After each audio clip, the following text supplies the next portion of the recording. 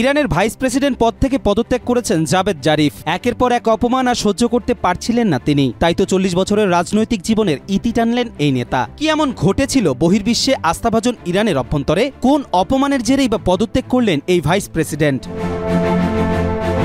ইরানের vice president Javed Zarif নিজ পদ থেকে পদত্যাগের ঘোষণা দিয়েছেন। 3রা মার্চ সামাজিক যোগাযোগ মাধ্যম এক্সে নিজের পদত্যাগপত্র পোস্ট করেন তিনি। পোস্টে জানান 40 বছরের রাজনৈতিক জীবনের সবচেয়ে তিক্ত সময় গত 6 মাস ধরে পার করছেন তিনি। পরিবার সহ এ সময় নানা অপমান ও অপবাদের মুখোমুখি হতে হয়েছে তাকে।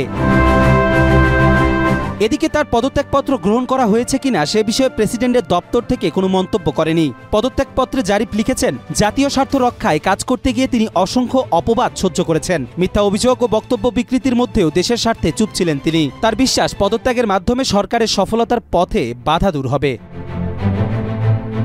সাবেক প্রেসিডেন্ট হাসান রুহানির সরকারে 8 বছর পররাষ্ট্রমন্ত্রীর দায়িত্ব পালন করা জারিফ 2015 সালের ঐতিহাসিক পরমাণু চুক্তিতে মুখ্য ভূমিকা রাখেন। সংস্কারপন্থী প্রেসিডেন্ট মাসুদ পেজেশকিয়ান তাকে কৌশলগত বিষয়ে পরামর্শদাতা হিসেবে নিয়োগ দেন। নির্বাচনী প্রচারে জারিফ পেজেশকিয়ানের পক্ষে ভোট চেয়েছিলেন।